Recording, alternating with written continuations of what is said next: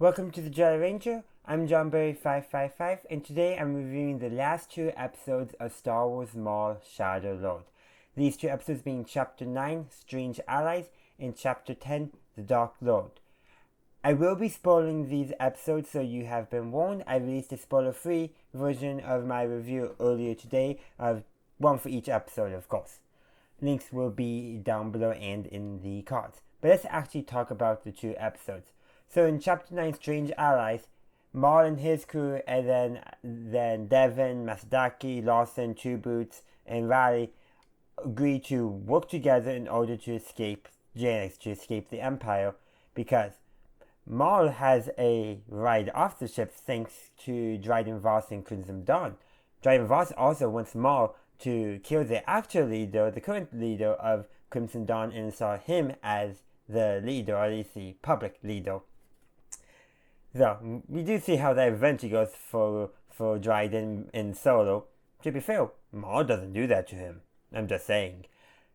And also, too, Maul has that, but he doesn't know how to get out of the city, and he knows he can't take on the entirety of the Empire. He may be, a dark sider, but he's not crazy. He knows he has his limits, especially because his leg is not cooperating. But Lawson, he has a way off, or at least Maul thinks he does. And Lawson does have a plan on how to get out of the city. So they have to work together. And during this, you can almost see, and this continues into the next episode, Masadaki and Maul being basically the angel and the devil on Devon's shoulders. Masadaki advocating for caution, for patience, waiting things out rather than rushing in, which Maul keeps on doing. And to be fair, Maul's way does help them a little bit. I will also say that it makes his leg injury that much worse.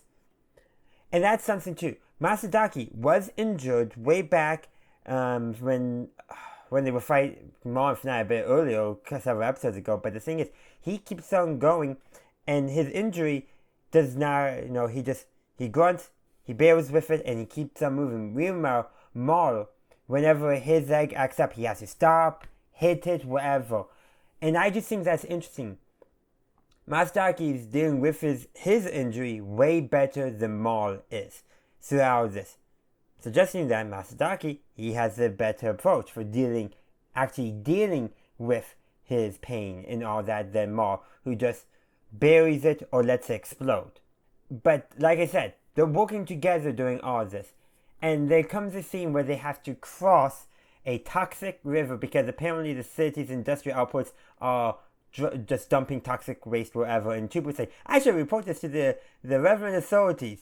And then everyone looks at him and says, actually, maybe not top priority right now. I just loved that scene right there. It's like, yeah, you can report it, but you're on the run right now, Two Boots. But crossing that, there is one skiff. There's two, but only one's operational. In order to get them actually across, but can only hold two of them at a time, so they have to work together to get across.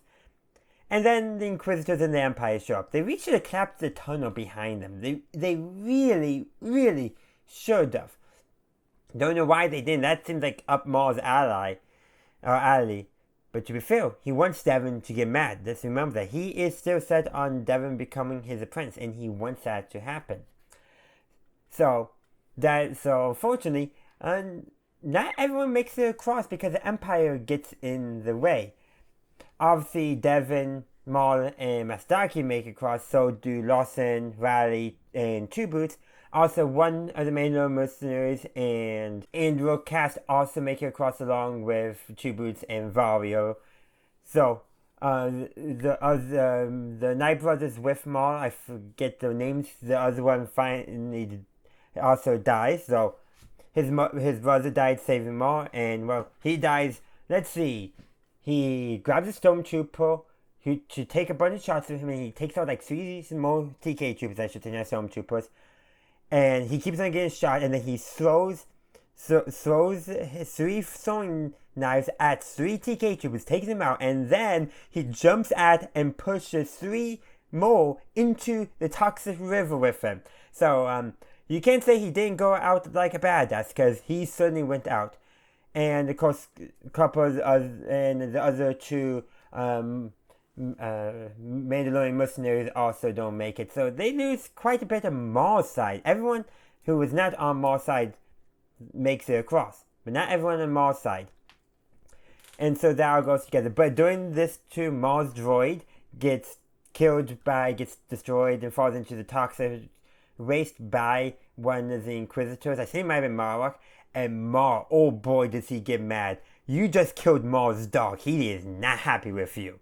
Because throughout this show, the only character I feel like Maul has shown genuine affection to is that droid. I forget his name, but it's the only one Maul ever seems to hold affection to. So he gets mad, he yells, but he spits his lightsaber into, which we knew he could do. And he fights, and then he jumps across, and when he lands, he's holding his lightsabers, just like Starkiller does in a lot of Star Wars The Force Unleashed. If you don't know, Maul in this show has been voiced by Sam Witwer, who also voiced Starkiller, Galen Merrick, in The Force Unleashed. And that scene, they're having him dual wield and then jump across and land and hold his lightsabers in such a way was pure reference to The Force Unleashed. If it wasn't, I do not know what they were planning, and they should have actually done that because they did it. They had to have done it.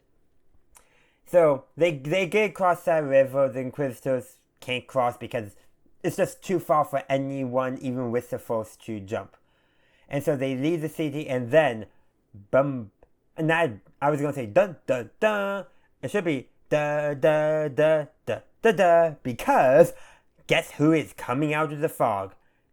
Darth Vader. After he kills the Mandalorian mercenary and will cast. Yeah. So they have to confront Darth Vader, and that's the Dark Lord who takes the title of Chapter 10. And now we're into Chapter 10.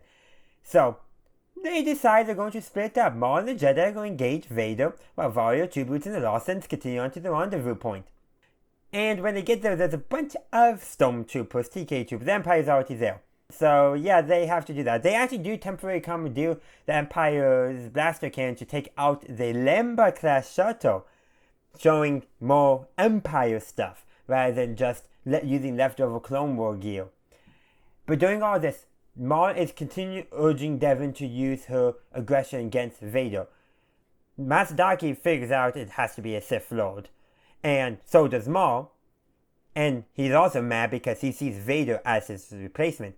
And given what everything from the Siege of Mandalore, he probably suspects it might be Anakin Skywalker. He may not know for sure Vader is Anakin, but he might suspect it. Doesn't really matter because his goal is to get Devon to release her anger, release her frustrations and aggression, and fight aggressively. He's trying to even convince Masdaki of that as well, who is still advocating for patience and all that. Well, eventually, during their duel, the Inquisitors also arrive and all that. There's actually a brief moment where Masdaki gives Devon his saber in order so that way she can defend herself a little bit better. I was really hoping she would take up Masdaki's saber at some point in this episode, especially after Masdaki is killed by Vader. Devon senses that, and she gets very angry, just like Maul wanted when he deliberately left Masdaki and pushed him towards Vader, unbalancing him. And I think Daki knew what was going to happen there. So, unfortunately, Masdaki, like I said, he does not make it. And unfortunately, I don't know if anyone is going to be around to give Devon the actual comfort that she needs, because the only other person who has his experience and I think the ability to help her is Lawson, who he sacrifices himself so that Two Boots and his son Riley are able to get aboard the ship. So both Masdaki and Lawson died. I predicted Two Boots because I think that would have hurt us, the audience, the most, but this is actually what hurts our characters the most. Two Boots is there for Riley.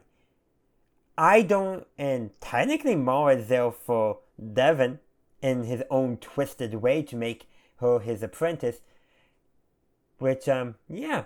She loses her lightsaber fighting the Inquisitor. She does not pick it up. She leaves the planet with using Maul's lightsaber. She does not pick up her lightsaber. She does not pick up Masadaki's lightsaber. she leaves with Maul's lightsaber. And at the end, she tells Maul she's ready for him to train her. She's fallen to the dark side, more or less.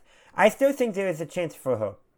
One, I think Riley has a crush on her. I honestly think so, given just the way, he called out to her at a few moments. Just nothing obvious, but enough to say like, you could have called out to anyone else in that area. No, Two Boots would have worked.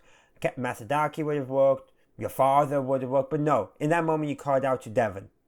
I think you, and just a few other things, just tells me I think you have a crush on her. I think literally just a crush. I don't think anything will come of it. But he has Two Boots to help him deal with the grief of his father's passing, and Two Boots will be there for Riley.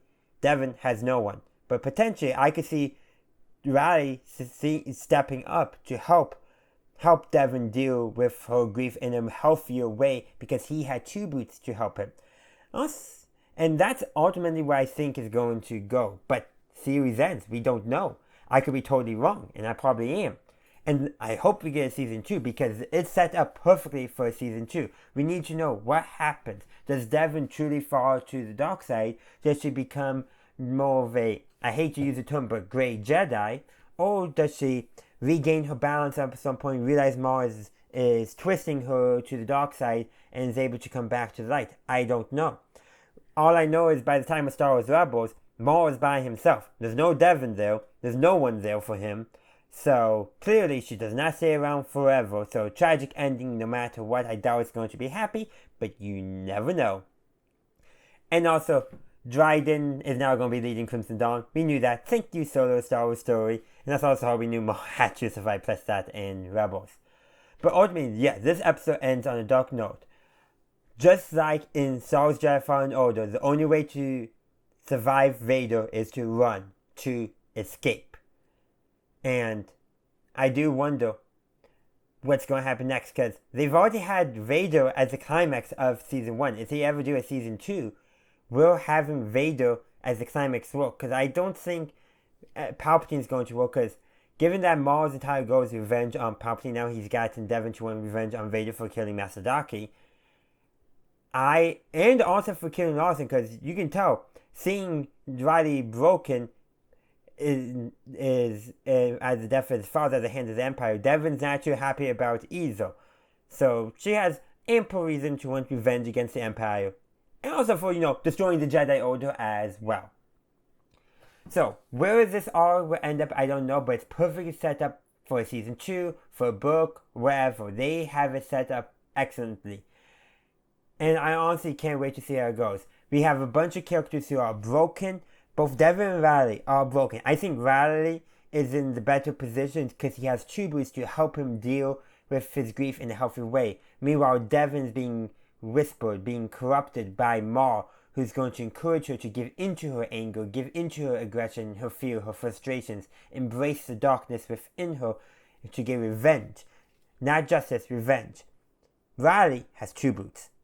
That's going to make a huge difference in, I think, how they deal with it. But we don't know because that's where the episode ends, where the season ends, which is a perfect place to end the season because it leaves us wanting that more. And there's other things going on, like who knows how Vario... I'm surprised Vario managed to survive this entire time. In fact, I'm pretty sure Lawson points that out at some point in this episode as well, in these episodes.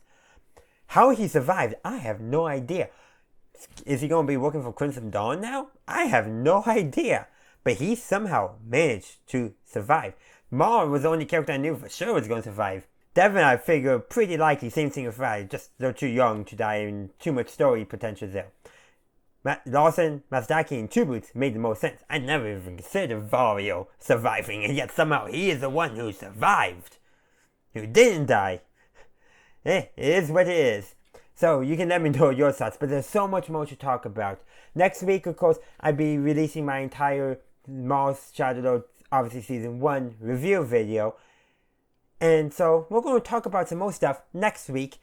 Every episode, everything like that, so stay tuned for that. Mostly what I'm going to be adding is going to be more about the art, because the art and sound design, the music, I want to dedicate a lot to that. So, stay tuned for that. And of course, let me know your thoughts on chapters 9 and 10 in the comment section down below.